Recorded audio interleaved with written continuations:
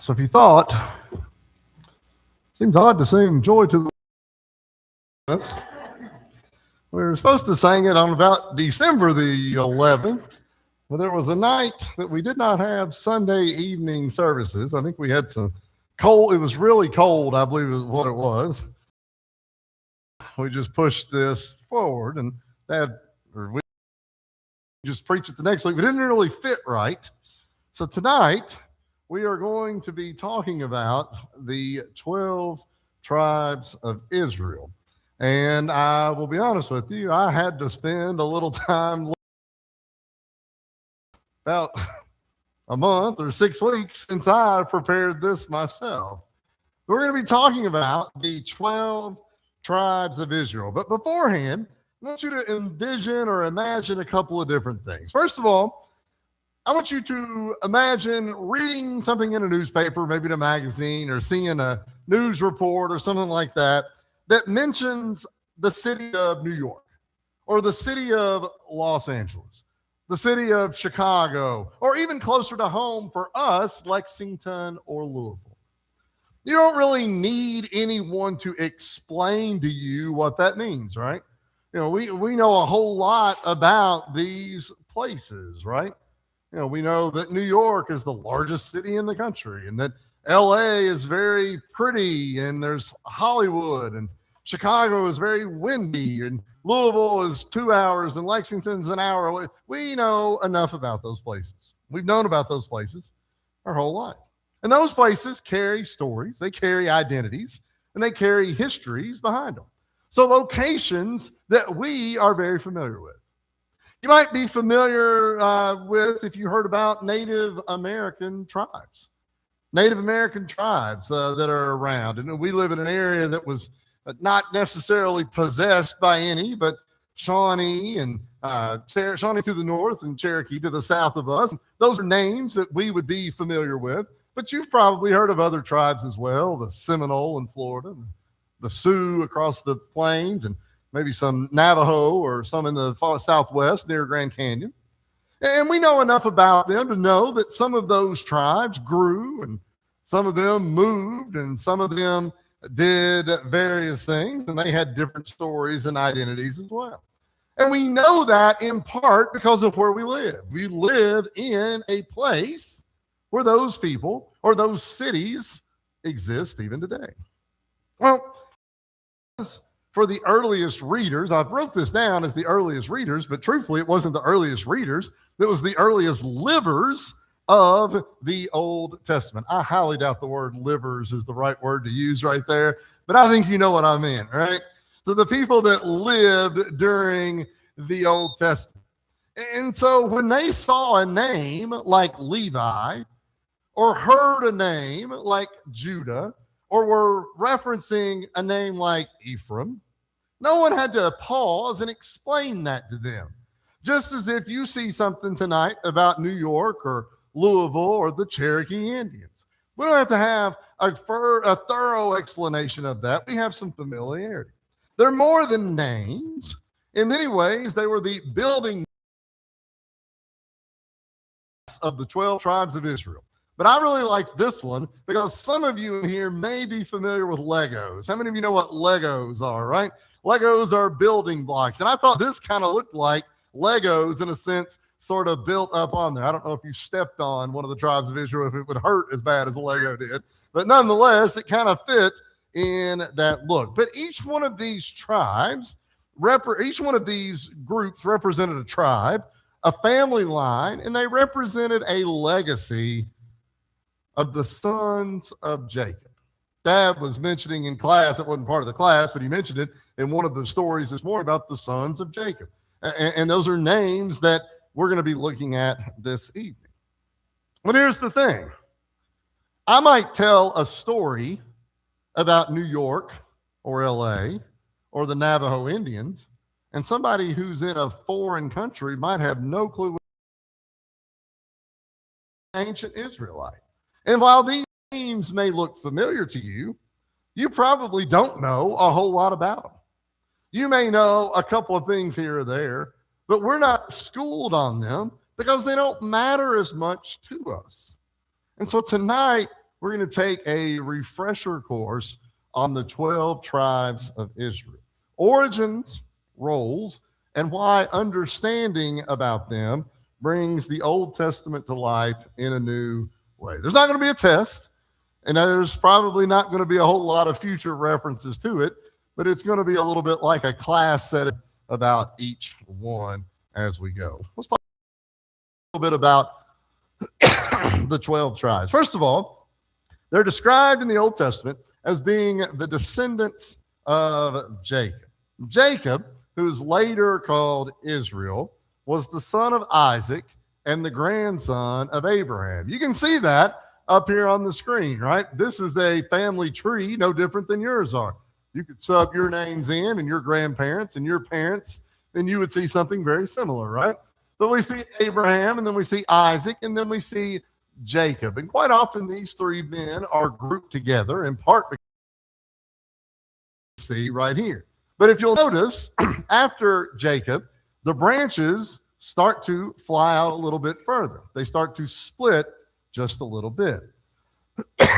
Jacob had a total of 12 sons, and each tribe's ancestry and namesake comes from those. And so the names that you see here are the names of those tribes. I should say the names down here. Everything in blue is male, and everything in red is a female, or the mother in this case. And Jacob had sons with 4 different women. From Leah, his first wife, Reuben, Simeon, Levi, Judah, and later Issachar and Zebulun.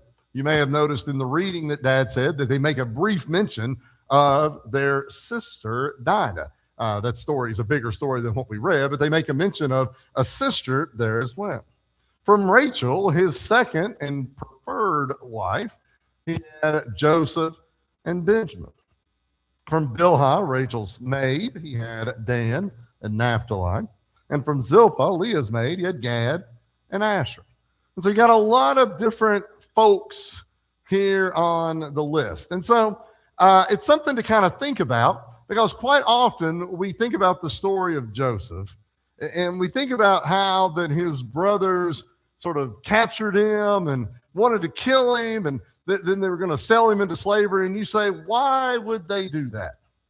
I think this chart maybe helps to explain it in part. They're not all full relation.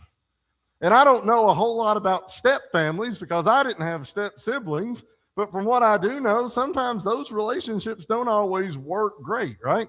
Yes, these aren't step, but they're half. But I think we understand the idea of it. You can imagine that there's probably some rivalry here within this. And I don't know if that's the whole reason behind why Joseph was sold into slavery, but I do think that it's important to maybe think about it from that perspective. But I want us to run down just a little bit about each of these tribes. Like I said, we're not going to test you on it, but a few things about each one. I would imagine that the tribe of Judah is the one that you maybe have heard of the most. There's maybe another one that would rival that, but Judah may be the one that you've heard of the most. It's the tribe of kings, and it is the most preeminent of the 12 tribes in the biblical narrative. What I mean by that is it's the one that they talk about most. They tell the most stories. We read the most about that. I don't know if that would have been the case had you been living at the time, but that's the way the story sort of handed down, and there's a few reasons why. 1 Chronicles chapter 5 and verse 2 says that Judah prevailed over his brothers, and from him came a ruler. And I think that's part of the reason why we talk about Judah the most, is that's where the rulers came from.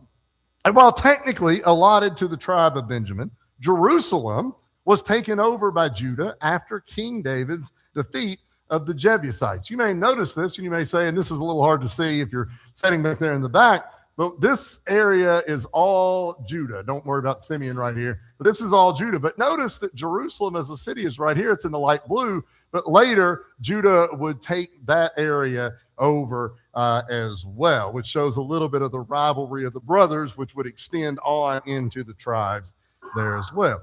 Jerusalem was the capital of Israel, still is the primary city in Israel, and the southern kingdom's capital after the nation divided. Now, you may know King David. We've talked a bit about David here lately. King David was part of this tribe, and his royal line ruled in Jerusalem for over 400 years before falling to Babylon. A couple other names that might be familiar to you from the tribe of Judah: Solomon, Caleb, Mary, even Jesus, right? So names that you might be familiar with. Well, since Jesus is the main character in the New Testament, maybe that's why Judah is the tribe that gets the most mention there as well. But he's just one tribe of many others. So let's move ahead. Let's talk a bit about Reuben right here. In Genesis chapter 49 and verse 4, Jacob describes his firstborn son Reuben as uncontrolled as water. And I was thinking about that verse, and I thought for a minute, well, the first thing, honestly, that came into my head was a dam. When you build a dam and you control water. But the whole purpose of building a dam is to control water, because without a dam, you can't control it. If you've got a water bottle in your seat right now, don't do this, but just imagine doing it. If you try to pour that out on the floor right now, it isn't going to fall into a perfect little spot. It's going to go everywhere, right? Water is hard to control. And I would imagine that there may be some parents in here or some grandparents who've gone on who has described their kids or you as uncontrolled as water as well, right? Sometimes we're a little uncontrollable, but that's how Jacob described Reuben. This tribe of Reuben chose not to settle in the promised land, which may seem odd, but instead they asked Moses for territory that they conquered east of the Jordan River. And you may see that right here, that this area, it's really the Dead Sea and then the Jordan River, they chose to be on the opposite side there. I don't know necessarily all the reasons why, but you can read in Numbers chapter 32 that Moses agreed to this on a condition. He said that they had to assist the western tribes in conquering Canaan. So even though they didn't want to settle in the promised land, they still had to be a helper for those who did. So it's a little bit of a negotiation, right? And tribes have been negotiating in all the years since as well. They did so, but they did it one time.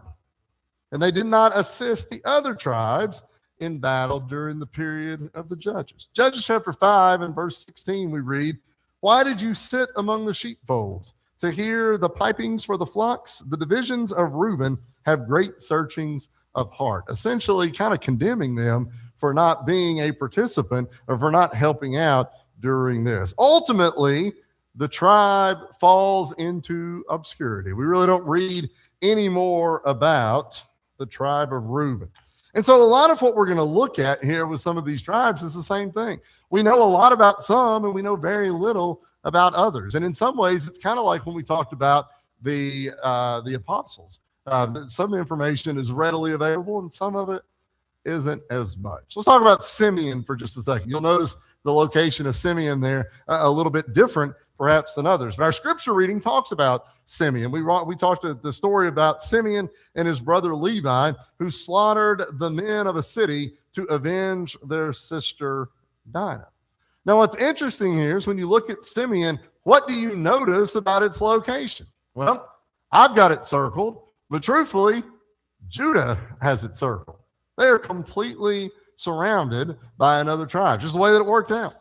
And so part of it was that Simeon didn't grow. And when I use these words, I'm talking about a tribe, not a specific person. But the tribe of Simeon didn't grow as rapidly as Judah. And it seems like from things that I've read and studied that the tribe sort of dispersed into other areas, which makes sense, right? When you're completely surrounded, you're sort of landlocked, and you may go into other areas, but you would lose power by doing so.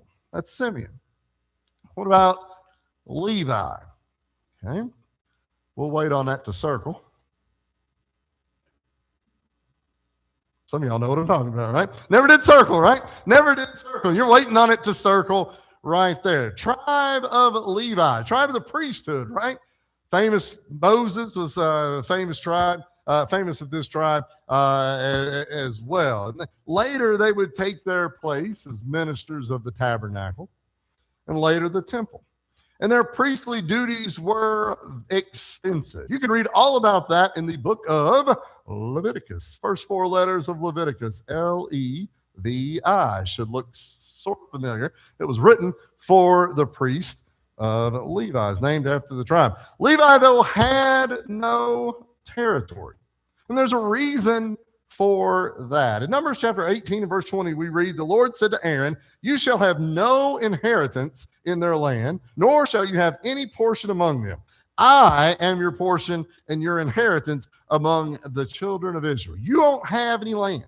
You don't get land, because when you get land, what are you going to do? You're going to fight over it, right? You're going to conflict over it. She got more than I did, and that wasn't fair, right? He said, your job is going to be to serve as the priest. Your portion and your inheritance was God. And what are we to do with our portion and our inheritance? To share it, right? And that was going to be the job of the Levites, to share that as well. They did receive a little pasture land for their cattle. That's something that you'll read about there as well. Who are some notable Levites? Well, we mentioned one, Moses. We read about one there just a second ago, Aaron. John the Baptist was a member of the tribe of Levi, and Barnabas as well. I find that interesting, and it talks, and I think we can sense how these tribes sort of move, right? When I said earlier that Jesus was a member of the tribe of Judah, and John the Baptist, who is a cousin to Jesus, was a member of the tribe of Levi. And they seem to live close together because we see Mary and Elizabeth communicating with each other before the children were born. And I think that shows you that while these maps maybe show territory, there's also a little bit of flexibility and movement of people there as well. And of course, Levites would have been dispersed throughout all of this area. But don't look at this map as a static map, but maybe there's some fluidity in it as well. All right.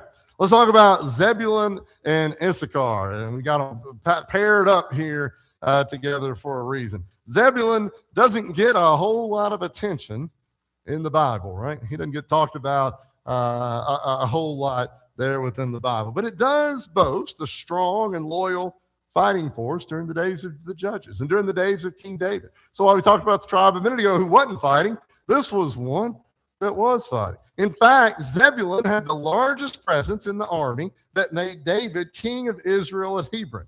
And in 1 Chronicles chapter 12 and verse 33 says that they served him with an undivided heart. Sounds good, right? You want to know more about Zebulun? That's about all I got. But that's what we've got right now. There's not a whole lot of information, but it's good what it does say about Zebulun right there. What about Issachar right here? If we know little about Zebulun, we know even less about Issachar. I'm going to click this, but because I think, yes, I thought I had to click that once more. But Judges chapter 5 and verse 15 tells us that the tribe of Issachar was loyal to Deborah and Barak. You may remember we talked about them on a Wednesday night 2 or 3 months ago, right? And so that's about all we have. We don't get a good quote, but at least it says they were loyal to them. Also in 1 Chronicles chapter 12 and verse 32, it says the tribe was remembered as men who understood the times with knowledge of what Israel should do. So I thought that's pretty good as well, right? It'd be nice to understand the times, right? And have knowledge of what to do. You have all kinds of people who have knowledge of what to do. They probably don't understand the times, and their knowledge probably isn't true. But that's a good thing to say about Issachar. But again, this is an example of two that we just don't know a whole lot about. But now, if I were to take you back 5,000 years ago and drop you in, I'd say you would have known a little bit more. But some things just don't get carried, don't get covered, don't get written down quite as much. All right, let's talk about Dan, all right, the tribe of Dan. We don't read a whole lot about him. And unfortunately, most of what we do read about him isn't real good.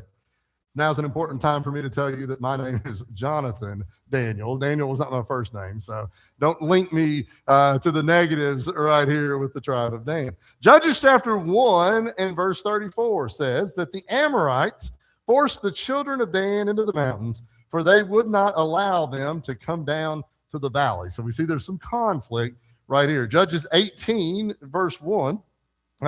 We read in there, I think it's 18 and verse 18, I believe is what it said.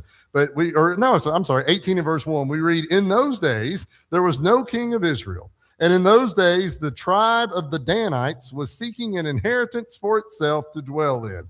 For until that day, their inheritance among the tribes of Israel had not fallen to them. So it seems like that they were sort of leftovers, as it were. And maybe that helps to explain why they didn't necessarily see eye to eye with some of the other tribes. If you're waiting on something and everybody else gets it and you don't, there might be a little bit of jealousy, right? There might be a little bit of questioning as to why you had not gotten what you got. You'll see here where the tribe of Dan is sort of shoehorned in after a while. The tribe would ultimately migrate northward, and they took for themselves other gods and set up a new priesthood.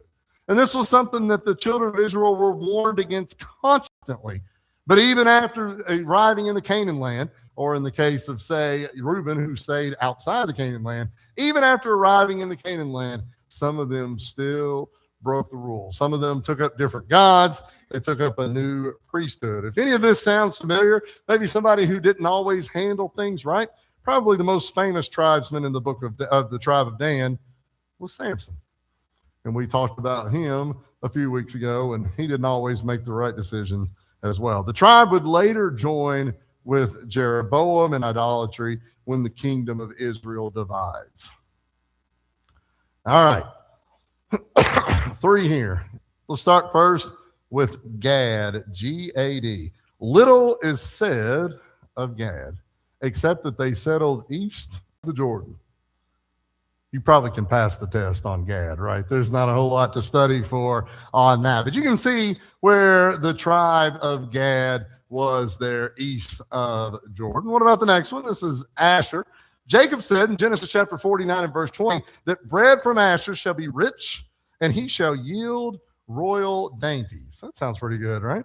The tribe goes on to possess a region of Galilee. This map doesn't show it perfectly. It's kind of up in here. But they go on to possess a region of Galilee that even today is famous for olive groves in that area.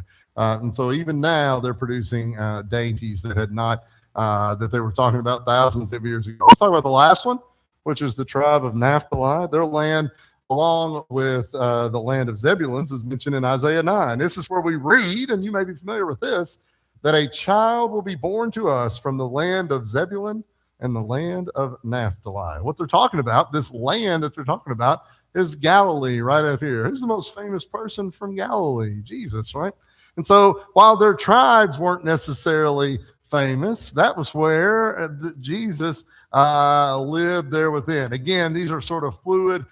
This is the Sea of Galilee right here as well. We don't know a whole lot about them, but I guess that's a pretty cool thing to have as a claim to fame if you don't have anything else, that this is where Jesus was from. When the question was asked if anything good can come from Galilee, I'd say thousands of years in the past they've been saying, can anything good come from Naphtali along the way? All right. We have one more, and I know we have a couple more, but one more in particular. This is the tribe of Benjamin. And you can see where tribe of Benjamin is there within Jerusalem. It's a small tribe, but they played several important roles in the history of Israel. First, Benjamin stood against the rest of Israel in the civil war, Judges chapter 20 and 21. So lest we think that these groups always were hugging and kissing and happy with each other, that's not the case. The Civil War, the American Civil War, is quite often referred to as brother against brother, and you could say that with any civil war. It's people from within a same group that are in conflict with each other, and we see Benjamin as a tribe doing that. Second, Saul, who was the first king of Israel, first anointed king of Israel, in 1 Kings chapter 12. 2 more. And these are actually a little bit different, and that's why I saved them for last. This is Ephraim and Manasseh, the 2 that are mentioned right here. And these are actually not named after Joseph's son, not named after Jacob's son, but they're named after Joseph's son. Joseph received the birthright from Jacob, and instead of just one tribe, he's the ancestor of 2. Manasseh and Ephraim are them. After the kingdom divides, the northern kingdom's capital is in Ephraim's territory, and it's sometimes referred to as Ephraim. And Joshua and Samuel were members of this tribe. You can see where Ephraim is right here. You say, okay, well, there's Ephraim. What about Manasseh? Well, Manasseh is a little bit larger right there. And I found what an interesting here, as we'll wrap things up, is about Manasseh. This tribe descended from Joseph's firstborn son. And it says in Joshua chapter 17, verses 5 and 6, that they settled on both sides of the river. And I could not help but think when I read that they settled on both sides of the river. The eastern settlement is often referred to as the half tribe of Manasseh. And I think this is perhaps the first written example of human history of people talking bad about kinfolk living on the other side of the river, right? But they probably still do, right? You know how that tribe is over on the other side of the river, right? We haven't changed one bit in thousands of years right there. But we can see a little bit about each of these tribes. So I tell you this again, this is not so much a sermon, but as much a little bit more as like a class. But these are all groups or people that I'm sure you've read about in your Bible, right? You've read about these tribes, you've heard them mentioned, and some of them mentioned more than others. But I doubt we've spent a whole lot of time thinking, wonder where the tribe of Gad lived, but maybe we can see that here just a little bit. Maybe we can take a little bit from that. I've tried to present as much information as we could, but truthfully, there's not a ton of information to present about some of these.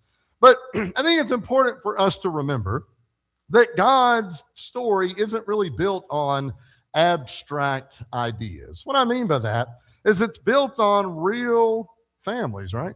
Real people, real histories. All of these groups played a role in it, right? And some of them made good decisions and some of them made bad, and we can relate to that there. Each tribe carried its own unique identity, carried its own unique purpose. We do the same thing, right? Groups of people today carry those same unique identities. We say and think the same thing often about even fellow Christians in other places. Well, you know, it's a little different there. They do this different. We use those same terms even today. And if you have people that are in groups, it's almost always going to be that way. But together, each of these tribes formed a nation. And in that nation, God reveals his covenant, reveals his law, his promises, and ultimately Messiah. For Christians today, the tribes still matter. Not because there's a test, not because you're not a member of any of these tribes. Not so much the land, achievements, or the people. But what they remind us, and I hope what we remember, is that in the Old Testament, God often worked through community.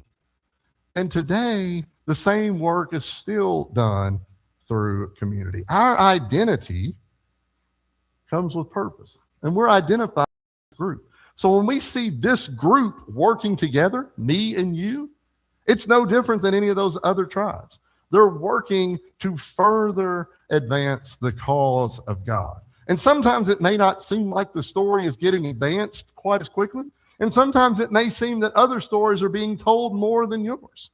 But it does not mean that your part is not important. In fact, your part is necessary because all of it points us toward a continued great hope in Christ. I hope we've taken something from it. I hope you've learned something from it.